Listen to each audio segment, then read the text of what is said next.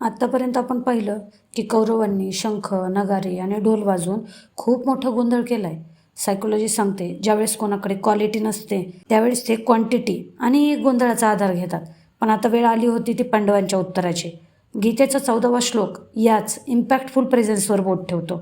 पांढऱ्या घोड्यांनी जोडलेला एका भव्य रथात बसून साक्षात श्रीकृष्ण आणि अर्जुन यांनी आपापले दिव्य शंख वाजवले, असा हा आपला 14वा श्लोक. याला म्हणतात द ऑरा ऑफ ऑथॉरिटी. म्हणजे गोंगाटापेक्षा तुमचा एक स्पष्ट, क्लिअर आणि दिव्य असा आवाज जास्त प्रभावी ठरतो. पांढरा रंग हा शुद्धता, शांतता, सत्याचं प्रतीक आहे. कौरवांचा गोंधळ भीती लपवण्यासाठी होता, तर पांडवांचा शंखनाद हा सत्याचा विजय सांगण्यासाठी होता.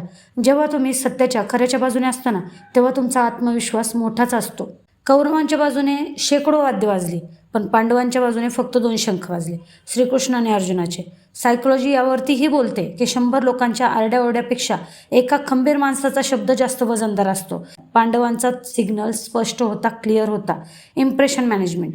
श्रीकृष्ण आणि अर्जुन महती स्वदने म्हणजे भव्य रथात बसले आहेत. ते तुमचं सादरीकरण, तुमचं प्रेझेंटेशन खूप महत्त्वाचं असतं. म्हणजे आपण म्हणतो ना, first impression is last impression.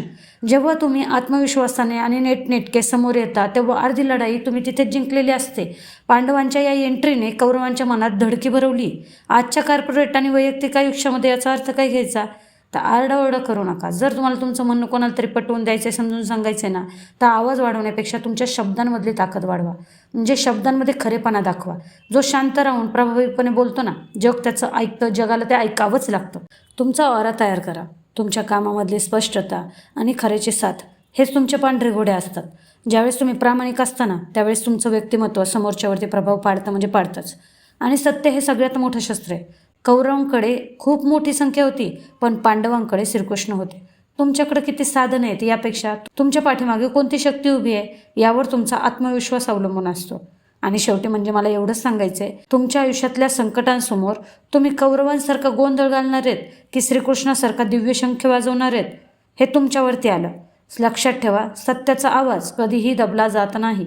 तुमच्या कर्मामध्ये सुद्धा शुद्धता आणा, मग तुम्हाला ओरडण्याची गरज पडणारच नाही. आज स्वतःला आरशात बघून विचारा तुम्ही नक्की की माझ्या कामामध्ये पांडवांसारखी स्पष्टता आहे का? आणि तुमच्या मनातल्या कुरुक्षेत्रामध्ये आज काय घडलं हे मला कमेंटमध्ये नक्की सांगा. मी तुमच्या कमेंटची वाट पाहते. जर तुम्हाला हे सायकोलॉजिकल विश्लेषण आवडत असेल, गीतेच्या श्लोकाचा आजच्या कॉर्पोरेट आयुष्यातील वापर तुम्हाला आवडत असेल, तर या व्हिडिओला लाईक करा आणि त्या मित्राला आजचा हा व्हिडिओ नक्की शेअर करा जो सध्या गोंधळलेल्या अवस्थेत आहे.